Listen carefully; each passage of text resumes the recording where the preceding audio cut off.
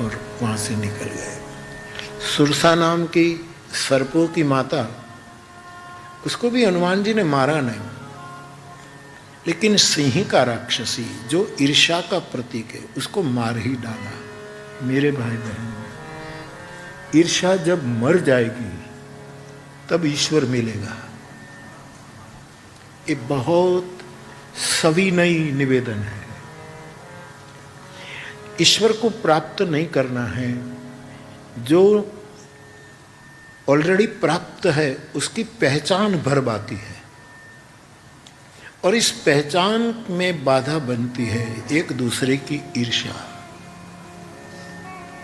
श्री हनुमान जी, चलो किसी से स्पर्धा हो, चलो ठीक है कर ली, हारे जीते जो हुआ। संसार में संपत्ति दौलत प्रलोभन आए हमें रोकने के लिए, हमारी यात्रा रोकने के लिए, हम सीता तक पहुंच न पाए, हम शांति को आत्मसात न कर पाए, इसलिए ये सब बाधाएं हैं। चलो उसको कुछ बातें कहकर, मीठी बातें कहकर वहां से भी निकल जाए, लेकिन ईर्ष्या को तो मारना ही होगा। आप सब जानते हैं मैं सालों से 3 वस्तु पर बहुत जोर दे रहा हूं। मैं आपको उपदेश नहीं कर रहा हूं, इतना आपके मन में क्लियर होना चाहिए। उपदेश करने का मेरा कोई अधिकार नहीं, और आदेश तो वेद दे सकता है। सत्यम वद प्रियम वद, ये तो वेद कह सकते हैं। उपनिषद के अंत में आता है एष आदेश, ये आदेश है। तो मैं कोई उपदेश, तो शिव जी सती को उपदेश देने गए तो शिव भी निष्फल हुए। उपदेश कौन लेता है? लागन उर उपदेश, तुलसी लिखते हैं सती को बारंबार भगवान शंकर ने उपदेश, लेकिन सती मानी नहीं।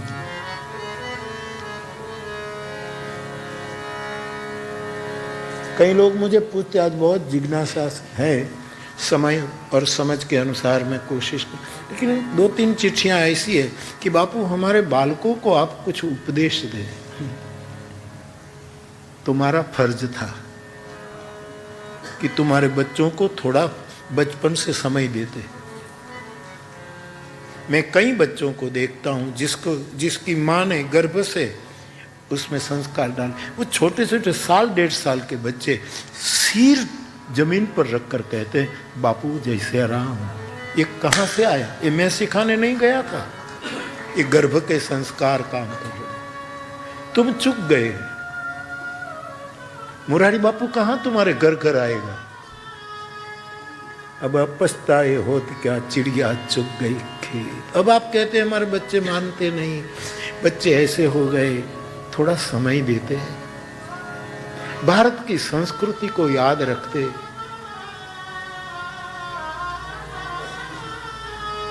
हमारे पुराण की एक मदालसा नाम की माता अपने बालक को पलड़े में झुलाकर संस्कार देती थी। शुद्धो शुद्धो सी बुद्धो सी निरंजनो सी, तू शुद्ध है बेटा, तू बुद्ध। देखो देखो, बचपन में अपने बच्चे को तू बुद्ध है,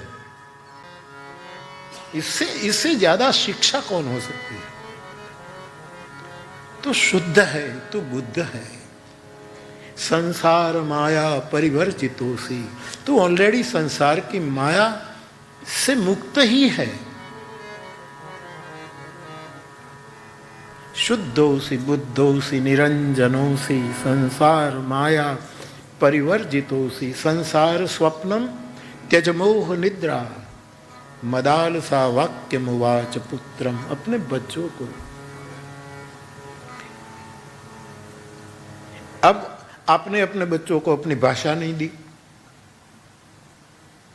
और आज ये बच्चे कथा में आते तो आपने नहीं दी भाषा, इसीलिए मेरी भाषा वो पकड़ नहीं पा रहे। मैं तो इसीलिए कहता हूं कि थोड़ा थोड़ा एकाग्र होकर सुनो। तो मेरा एक दावा है, विनम्र दावा है, मेरे गुरु कृपा के दाव कि आप मुझे केवल 9 दिन दो, मैं आपको 9 जीवन दूंगा। केवल 9 दिन, I want 9 days only from you. ज्यादा की नहीं लालच हमको, थोड़े में गुजारा होता है। और कई युवान भाई बहन, मैं आता हूं युवानों के लिए, बूढ़े बुजुर्ग तो मुझे आशीर्वाद दे कि मैं ज्यादा युवानों को मिल पाऊं, बाकी आप तो सब कुछ कर चुके हैं। मेरा दुनिया भर में घूमना वृद्धों के लिए नहीं, आपका तो आशीर्वाद मिले। मैं युवानों के लिए घूम रहा हूं, मेरी युवान कथा लेकर, मेरी युवान हर पल युवान बनकर, मेरा ये स्वाभाविक कार्य है। तो आज इतने भाई बहन हमारे बच्चों को कुछ उपदेश दो, वो कुछ मानते नहीं है, हनुमान चालीसा नहीं करते, ये करते, आपने समय ही नहीं दिया। गोद में सुलाते सुलाते कभी सुनाया होता कि मंगल भवन अमंगल हारी द्रवम सो दशरथ अजय, चुक गए हैं, फिर भी कोई देर नहीं हुई है, देर नहीं हुई है। और इसका मतलब ये नहीं कि बिल्कुल वो है, और ढंग से मैं बहुत संस्कार भी देख रहा हूं अपने आप। तो उपदेश कौन सुनता है? उपदेश देने का अधिकार हमें क्या है? आदेश वेद देता है, उपदेश शास्त्र और धर्म ग्रंथ देते हैं। तुलसी का संदेश मैं आपके एड्रेस पर भेज रहा हूं, इससे अतिरिक्त मेरा कोई काम नहीं। ये केवल संदेश है, पहुंचे तो पहुंचे, न पहुंचे तो न पहुंचे। हम एक कव्वाली की 2 पंक्ति गाते रहते थे, आप कहो तो गाऊं।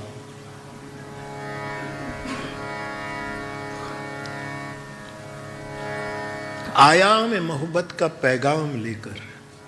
मैं तो कहता हूं बुद्ध पुरुष से कृपा भी न मांगो, प्रेम ही मांगो। कृपा तो ऑलरेडी परमात्मा ने कर दी। मनुष्य शरीर दिया, आंखें दी, ताजा तरोज मगज दिया, कमाई दी, अच्छा संसार दिया, कमाए खूब। परमात्मा ने कृपा करने में कहां कमी रखी? प्रेम न होने के कारण तुम दुखी हो, मांगो तो प्रेम मांगो कि हे प्रभु, हे भगवान, तेरा प्रेम चाहिए, कृपा क्या? अनवरत बरस रही है कृपा। तो मैं गाता रहता। अच्छा, मैं कवि कहता है, शायर कहता है, आया मैं मोहब्बत का पैगाम लेकर। मैं और कुछ लेकर नहीं आया, तुम्हारे लिए मैं कंठी लेकर नहीं आया, तुम्हारे लेकर मैं कुछ तुम्हें दीक्षित करने नहीं आया, तुम्हें चेला बनाने के लिए नहीं आया। हाँ, सदगुरु का एक लक्षण है जो ज्यादा शिष्य न बनाए, कोई हो जाए ये उनकी बात है।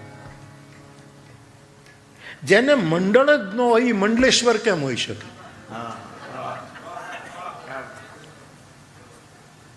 हमारे गोपाल बाबा को तो जबरदस्ती मंडलेश्वर बनाया गया, नहीं ये फकीर की तरह घूम रहा था। लेकिन हमारे जगत गुरु सतुआ बाबा का आग्रह, कोई मंडल ही नहीं। मैं आपको बुद्ध पुरुष की परिचय के लिए कुछ, मैंने मेरे परम साधु पुरुष को जिस रूप में देखा है उसको देख करके मैं कुछ सूत्र कहना चाहता हूं, ताकि आप गुरु को पहचानने में भूल न करें। आमा शू छे साहेब कि रेती में खांड भेळवी दो, मोम्बासानी सॉफ्ट सेंड जो है एमां तमे खांड नाखी दो अने पछी एमांथी खांड वीणवी बहु मुश्किल छे। ई तो जेनी चीटी जेवी बुद्धि हशे ई ज वीणी शकशे। सूक्ष्मतम बुद्धि होगी वो ही वो चीनी उठा सकेंगे, वरना मुश्किल। हाथी चूकी जाए, चीटी सफल हो जाए। तो कुछ बातें जो समझ में आ जाए। तो मैं कोई शिष्य बनाने के लिए नहीं निकला हूं, मेरा कोई शिष्य है ही नहीं, मैं किसी का गुरु भी नहीं हूं, मैं केवल तुम्हारा मुरारी बापू। ये संबंध रख सको तो रखो, इससे अलावा कोई नहीं। तो बुद्ध पुरुष की कुछ सांकेतिक स्वाभाविक लक्षण जो मैंने मेरे परम साधु में देख करके अनुभव किया है। पहला, बुद्ध पुरुष होता है ने उसकी भाषा ही समाधि नहीं होती, समाधि भाषा नहीं, उसकी क्रिया भी समाधि होती। देखो हमारे यहां बहुत अद्भुत वाक्य है कि श्रीमद् भागवत ये समाधि भाषा है, यस, और ये शिखरस्थ बात है। रामचरितमानस में हर एक व्यक्ति की क्रिया भी समाधि है। मां कौशल्या राम को पलने में झुलाती है और लोरी सुनाती है, वो भी समाधि है। केवट भगवान का चरण धोता है, वो भी समाधि है। शबरी जूठे बैर खिलाती है, वो भी समाधि है। मृगांक भाई शबरी को और कौशल्या को गोस्वामी जी ने एक कर दिया, ये है मानस। राम की ऐसी चारित्रिक क्रिया है और कौशल्या का भेद मिट गया। अब आप भेद देखो तो कितना है। कौशल्या राजरानी है, उच्च कुल, उच्च माँ बाप, उच्च घराना, रघुवंश, पढ़ी लिखी है, राम की जनयिता है, रोज भगवान श्री रंग की पूजा करती है, राजा को प्रिय है, आचरण पवित्र है, हरि पद में अखंड प्रीति है। उसके सामने शबरी अधम जाति, न कुल ठीक है न जाति ठीक है, निपट गंवार, अनपढ़, न कोई आचार कोई भी। आपने मृगांक भाई अच्छी जिज्ञासा की थी कि बापू राम रक्षा और राम कक्षा। अब कक्षा के रूप में देखो तो दोनों में यहां कितनी बड़ी पात्रता और यहां कितनी, लेकिन राम एक ऐसा सेतु है कि जिसकी कक्षा न हो उसको कक्षावान के साथ जोड़ देते हैं। अब मैं आपसे मानस के आधार से कहना चाहूंगा, राम जब प्रकट हुए कैलाश कौशल्या के भवन में, भय प्रकट कृपाला दीन दयाला कौशल्या हितकारी हर्षित महतारी मुनि मनहारी अद्भुत रूप विचारी, लोचन अभिरामा तन घन श्यामा शोभा सिंधु खरारी, भूषण वनमाला नयन विशाला शोभा सिंधु खरारी, कहूँ दुई कर जोरी अस्तुति। दोनों एक भूमिका पर आ गए। कौशल्या कहती मैं तुम्हारी स्तुति कैसे करूं, और मेरी शबरी कहती है कि ही बुद्धि स्तुति करो तुम्हारी, अधम जाति मैं जड़ मति भारी, मैं कैसे करूं। और जैसे कौशल्या जी राम का रूप देखते हैं और यहां शिर जटा ऊर्ज वनमाला, शबरी भी यही दर्शन करती है। तो मानस एक ऐसा शास्त्र है कि जो शबरी कहां वेद पुराण पढ़ी, लेकिन परमात्मा ने जो दर्जा दिया, भगवान उसको पूछते हैं, शबरी मैं आपसे जानना चाहता हूं कि मेरी सीता खो गई, उसको प्राप्त करने के लिए मुझे अब क्या करना चाहिए। ये जो कक्षा दे दी, ये जो पात्रता दे दी। गिधराज जटायु मांस भक्षी है, अभक्ष भक्षी है, अधम पक्षी है, गीध अधम खग, आमिष भोगी, लेकिन गति बड़े बड़े योगियों को न मिले ऐसी कक्षा प्रदान की और योगियों को गति न मिले ऐसी गति दी।